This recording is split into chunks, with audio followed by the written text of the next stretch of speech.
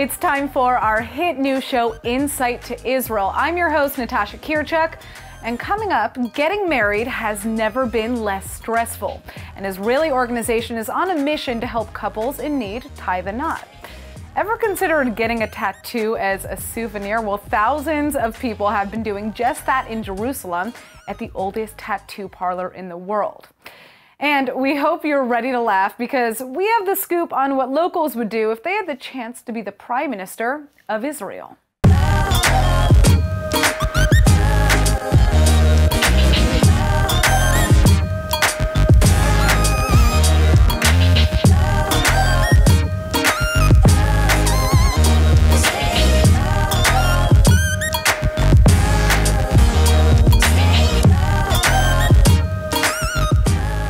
A keychain, a magnet, a t-shirt, these are the kinds of souvenirs that most people get when they travel. But in Jerusalem, hundreds of thousands of tourists have been getting something totally different, a tattoo at the oldest tattoo parlor in the world. Check this out.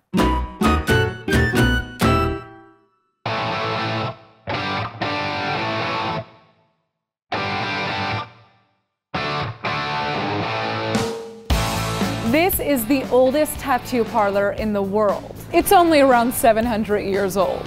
My name is Wasim Razzouk. I am the 27th generation of the Razzouk tattooing family. My family has been doing tattoos for 700 years. Do you do these tattoos to yourself or your father did them?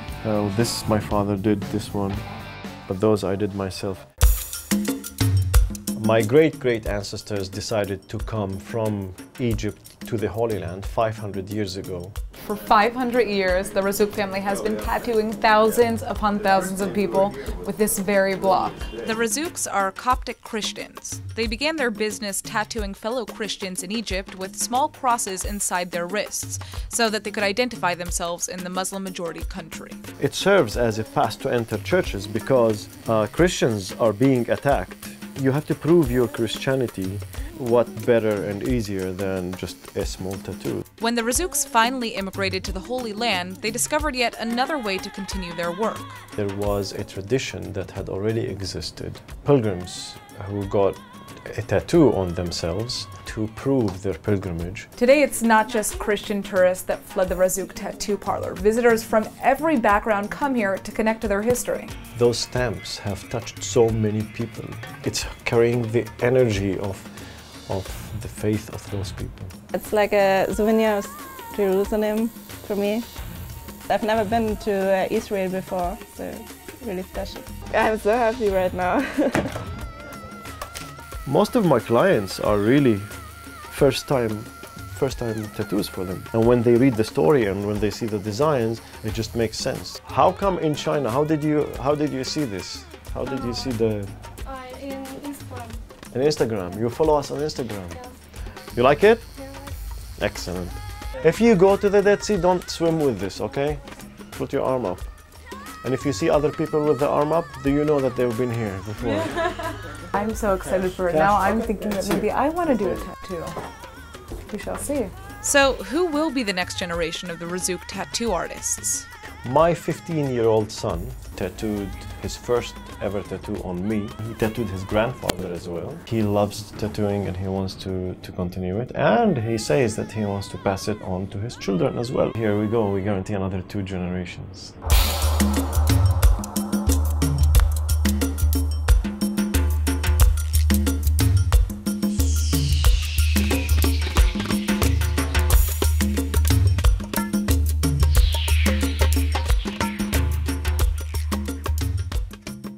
For those of you wondering if I got a tattoo, you'll never know.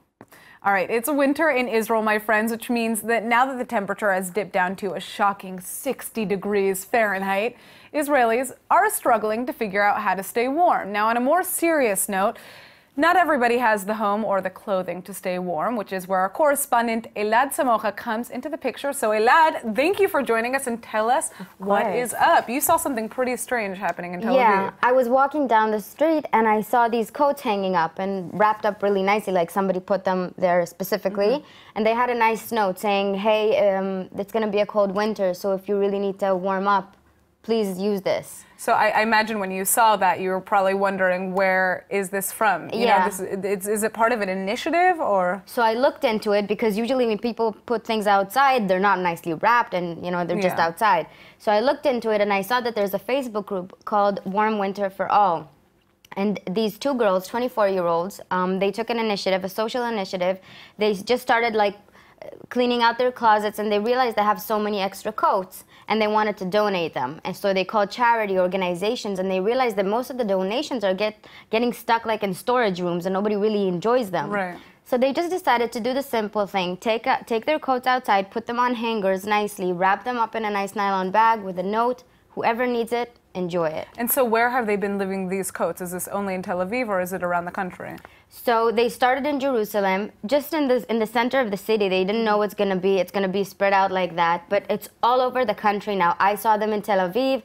They're in the north of Israel, in the south of Israel. You see people asking each other, like, who needs a coat? Where can I bring coats? Yeah, well, I mean, it's a really interesting initiative, too, because it's completely community-based, and so anybody can essentially participate. If I wanted to donate one of my coats, how would I do that? Would I have to speak to these girls? Or? No, that's the thing. That's where a lot of people are, they don't know what they're doing, because they think they need to contact the girls, but no, they have so much on their plate. They're students, they're learning, and they're working as well. You just take a coat, whatever, if it's a child's coat or an adult's coat, and you put it outside, you know, in the center or anywhere in like kids' gardens, wherever you think is.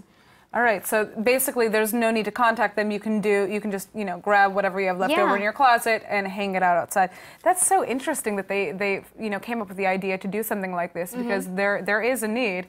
And it's interesting because when you spoke to them, they didn't think that this was going to kind of become a trending topic in the news, something that everybody would be talking about. Yeah, they had no idea. They got the idea from their friend who's a flight attendant, so she travels all over.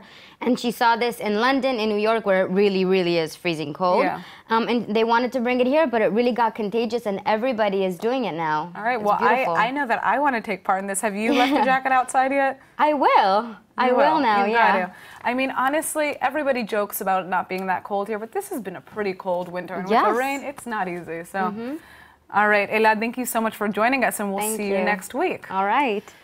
All right, I think we need a laugh after that. It's time for our segment, Israelis Say. Now, what would you do if you could be the Prime Minister of Israel? We wanted to hear what locals have to say, so correspondent Joy Gabijon and I hit the streets of Tel Aviv. It's time for a question of the week! Natasha? If you were the Prime Minister of Israel, what is the first thing that you would do? Wow, that's a big question. רגע, תתנו לי לחשוב. אם היה לך את האופציה לעשות דבר אחד. אם הייתי ראש ממשלה? כן. Free beer for everybody. Yeah. Free beer for everybody. That. Just not Gold Star. מה צריך לחשוב? יש עוד ביום אחד. You know, they're obviously taking the role seriously. אני רדיסלב סידורנקו, ואני אשנה את החינוך בארץ. Well, what is the first thing that you would do? Oh, I know. I want to build cat houses and cat instant water feeders for all the cats. Oh, meow. Everybody will be an Israeli citizen if you're born here or you want to live here. I want to live here! הייתי מזמין את המשיח. המשיח? כן? What is the first thing that you would do? Party. הייתי מאחדת את כל האנשים, ערבים, יהודים, רוסים, הכל יחד. There's someone with a good idea. הייתי מוצא עוד עבודות לאנשים, הייתי מוריד את השכר דירה, קצת פותר ממס, יש פה הרבה מס על הרבה דברים. Another good candidate. I'll take it. The smile you are smiling, you were smiling then, but I can't remember when, but who knows where or when. We got a star! Хорошо, все будет хорошо. All right, Joy. Let's talk about it. What can I say? I mean, we got some very interesting answers right here, right? We certainly did. I actually want to know, what would you do if you were the Prime Minister of Israel? I think I prefer to know what you would do first. I love how you're trying to push this on me so you can avoid. I mean, look, I'm not pushing it. I came with a blazer. Yeah, I know. I'm ready to be the Prime Minister. And professional than I do right now. All right, well, actually, you know, everybody was making jokes, but I myself just couldn't stop thinking about the public transportation because I take the bus to work every day. Yes, I'm one of those people, for all you people judging me out there. And the buses are always late because there's always traffic and there are so many people in the cars. What if we made a law where carpools were legally required? Required? How does that work? So that you couldn't be one person sitting in a car and just, you know, blocking the traffic. And we'd also make it illegal for cars to be in public bus lanes. There would be bus lanes only for buses, so the buses would always arrive on time. And faster. So let's say if you ride your car, you wouldn't be able to go without filling all the seats? Yeah, or you'd have to, it's better for the environment. What's wrong that's very interesting. I know, all the drivers hate me right now. Yeah, of course. But I would say that to that, I would add a few more bike lanes. You know, I'm a biker, yeah. But I have a very, good idea in my opinion. Okay, what is it? So I would, first of all, I would do more bike lanes, and maybe I would, split them into two for, electric bikes and scooters. Okay, and for regular bikes. Yeah, because it can get kind of dangerous. Exactly. But not only because of that, because I'm thinking about making some kind of separation between the two lines. I don't want to say a wall because it's not the time to say a wall. Yeah, it sounds like another president. No, listen, you have to hear this. So my idea is basically because for bikers like me that we ride regular bikes, it's really not motivating seeing the other people passing you by, you know? I have an electric bike also, and I don't even pedal, to be honest. Exactly, that's exactly my point. So I'm here, pedaling, sweating, trying to convince myself that I'm healthy. And then you're watching jerks like me just speed down. Exactly. Speed down the road. And think about the scooters. They're floating, you know? Yeah. And I'm okay, that's fair. That's actually also a lot safer. And I love how both of us talked about transportation. I think we're trying to send a message to the Israeli government. Yeah, that's true. That is Joy true. Gavijon and Natasha Kirtchuk, your next prime ministers. All right, Joy, thank you so much for joining us. Of course, yeah. All right, now speaking of the environment, get this, Israelis have come across quite the strange sight in Tel Aviv. Over a dozen sheep were caught grazing in the city's Yalkon Park. Now, if you're thinking they probably escaped from a nearby farm or zoo, think again. These fluffy guys were actually hired by the Tel Aviv municipality to eat away all of the weeds and overgrown grasses in the park.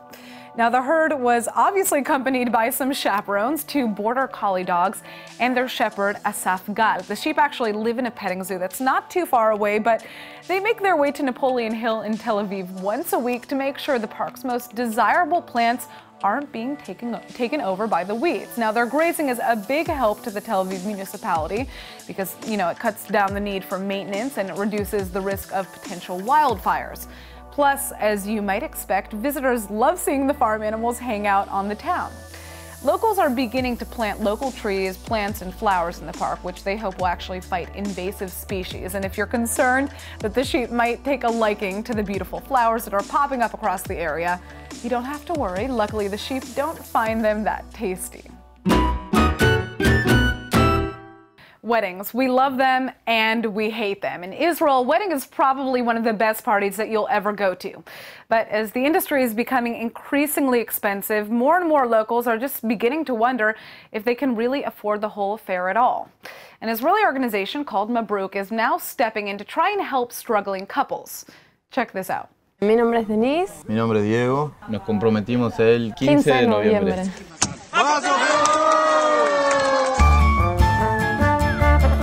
Un día antes de mi cumpleaños. Diego no sabía qué regalarme, entonces se le ocurrió que me podía pedir compromiso.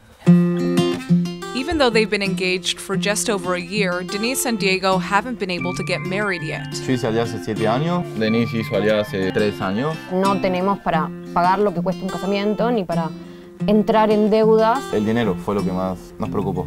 Let's face it, love is expensive, and especially when it comes to tying the knot. Today, the average wedding in Israel costs almost $40,000, and that number can easily be higher with the growing prices. And the fact of the matter is, not everybody can afford such an event, which is where the volunteer organization Mabruk comes in. Our main cause is to bring couples that want to get married but really can't. The Mabruk project is doing its 25th wedding, and so far we saved about 3 million shekels for all our wedding couples. Mabruk collaborates with wedding vendors who are willing to provide their services free of charge, from entire event halls to wedding dress designers to even DJs. No money exchanges hands. All we do is pure volunteering and pure goodwill. So how does Mabruk select the right couples in need? Our couples basically contribute to the Israeli society a lot. They volunteer all the time. They struggle financially, and after all of this, they also find the time to go and help other people. A free wedding sounds pretty awesome, right? But surprisingly, Mabruk has a lot of trouble finding couples. It can be hard to get couples to talk about their struggles with money in a country where big spending is the norm when it comes to getting married. It's okay to ask for help because this industry is out of control. This industry is really, really expensive, and we want couples to get married, although all the expenses and the struggle. ורצינו לספר לכם שהחתונה הזאת היא מיוחדת בגלל שמי שארגן אותה זה עמותה שנקראת מברוק. But if there's anything that the Mabruk organization has learned, the quality of a wedding isn't about the money. If you're getting married through Mabruk, it's one of the best weddings ever. The smiles of the people that are getting married, everybody's dancing at the end, and all the volunteers are coming together. That's what makes you want to volunteer afterwards. Para nosotros, digamos, el casamiento es una celebración del amor, una piedra fundamental para formar una familia, y el hecho de que Mabruk nos permita celebrar este amor es algo que jamás nos vamos a olvidar.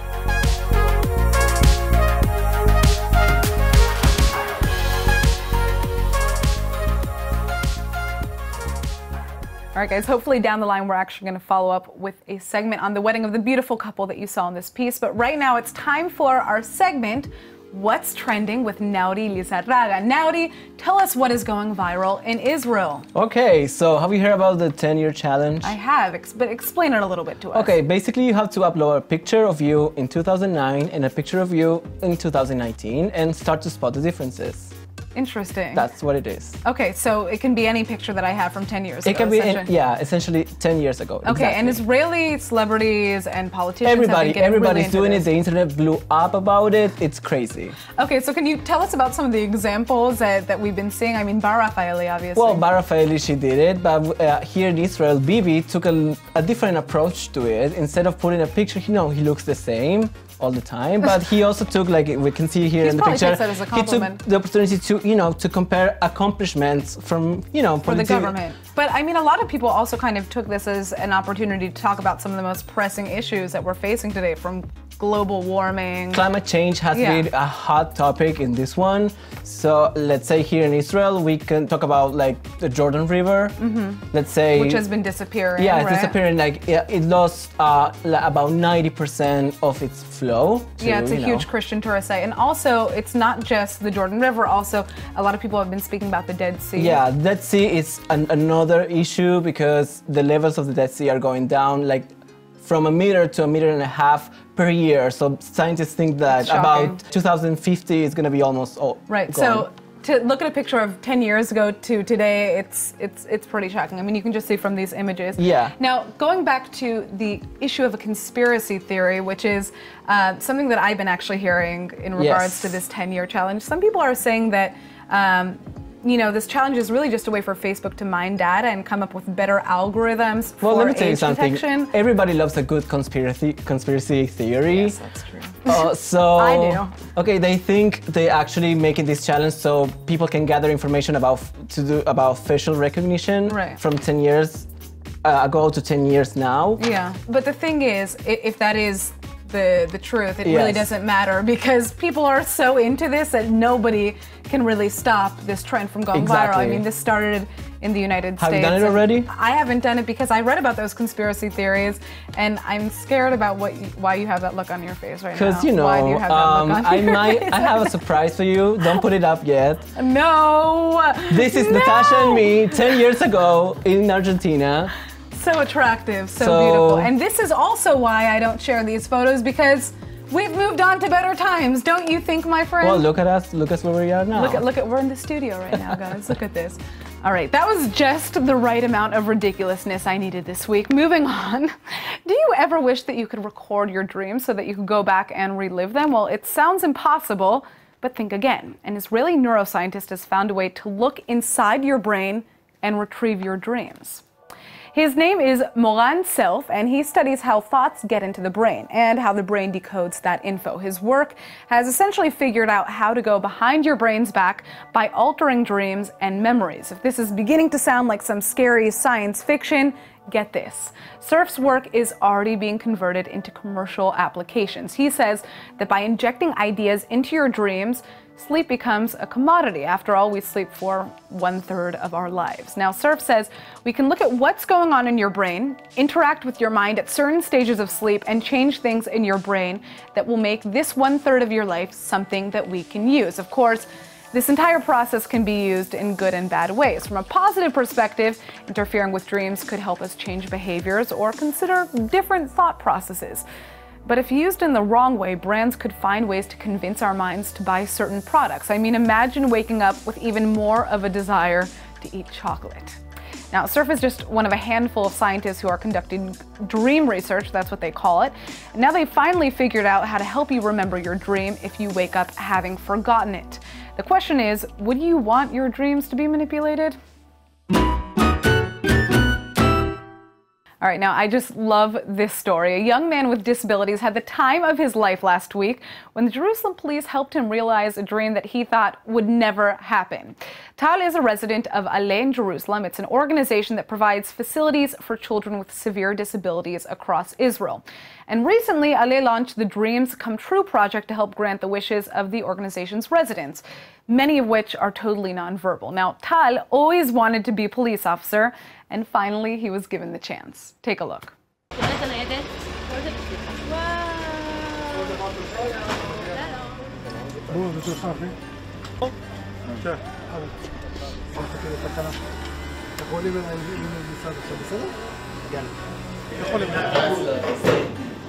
זה הכי מצחיק יותר. בסדר? בצד השמאלי, מה שקרוב אליך ללב. קודם בדרגה. אז גם את זה נעשה היום. הגעת כמפקח. דרגת סגן ניצב היא דרגה ראויה למפקד תחנה. זה הדרגה שמפקדי התחנות מפקדים בה. ומה? That's dog. אתה יודע מה זה? זה הרובוט של החבלה, שבעצם הוא ניגש איתו לחפצים חשודים ומטפל בו. שלום, מה נשמע? זהו, עכשיו? אתה יכול להרים ולהוריד. עכשיו יבוא הכלבה, קוראים לה מניה. היא בת 2, היא יודעת למצוא סמים, רובים, כסף. עכשיו נראה לך קודם כל את כל הציוד שלנו, מה אנחנו עושים, ונעשה גם טביעות אצבע, ואתה תהיה חלק משלנו. מה אתה אומר?